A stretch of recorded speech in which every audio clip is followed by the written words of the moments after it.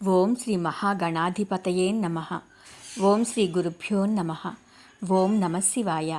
శివపురాణంలో ఈరోజు కేదారేశ్వరుడి గురించి తెలుసుకుందాం. గురుదేవా, హిమాలయ పర్వతాలలో కేదారేశ్వరుడు అని ఉన్నాడు కదా, కేదార క్షేత్రాన్ని గురించి వివరించండి అన్నాడు కృష్ణశర్మ. చెప్పటం ప్రారంభించాడు రత్నాకరుడు. హిమాలయ పర్వత ప్రాంతము చాలా పవిత్రమైంది. ఆ పర్వతాల మీద దేవతలు విహరిస్తూ ఉంటారు. అక్కడ ప్రవహించే నదులలో స్నానమాడి అక్కడ ఉన్న దేవతా విగ్రహాలను అర్చిస్తారు.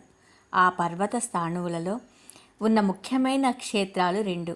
ఒకటి బదరి, ఇది నారాయణ క్షేత్రం. కేదారము, ఇది ఈశ్వర క్షేత్రం. ఇక్కడ శివుడు జ్యోతిర్లింగ రూపంలో ఉంటాడు. కేదారము హిమవత్ పర్వత శిఖరం మీద ఉన్నది. ఈ క్షేత్రానికి తూర్పున అలకనంద, పడమర మందాకిని నదులు ప్రవహిస్తున్నాయి. ఈ రెండు నదులు కొంత దూరం ప్రవహించి రుద్రప్రయాగలో కలిసిపోయి తర్వాత గంగా నదిలో కలుస్తాయి. పూర్వకాలంలో బదరికావనంలో నరనారాయణులు నియమనిష్టతో చాలా కాలం తపస్సు చేశారు. తర్వాత వారు కేదారం వెళ్ళి మందాకిని యందు స్నానం చేసి అక్కడ ఈశ్వరుని అర్చించేవారు. వారు భక్తి ప్రపత్తులకు మెచ్చి ఈశ్వరుడు వారికి సాక్షాత్కరించాడు.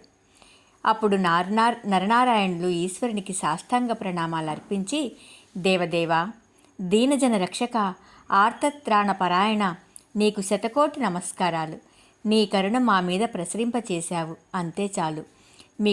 మాకు ఏ రకమైన కోరికలు లేవు. కానీ ఈ క్షేత్రంలో జ్యోతిర్లింగముగా వెలిసి భక్తుల పూజలు అందుకుంటూ నిన్ను దర్శించిన వారికి మోక్షమివ్వవలసింది అని ప్రార్థించారు. వారి ప్రార్థన మన్నించి ఈశ్వరుడు అక్కడ కేదారేశ్వరుడుగా వెలిశాడని చెప్పాడు రత్నాకరుడు.